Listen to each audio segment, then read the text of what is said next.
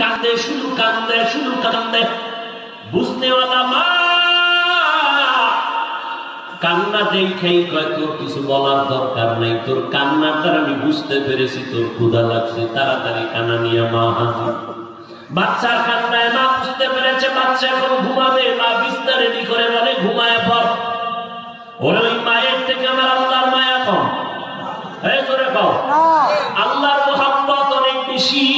ও বান্দা, তুই বাইতুল্লাহর কিনারায় গিয়া পাগলের মতো লাফাইতেছো, লাব্বাইক আল্লাহুম্মা লাব্বাইক, আল্লাহর ইশক আর মোহাব্বতের হাজিরা দিতেছো, আর বলতেছো আল্লাহ আমি হাজির।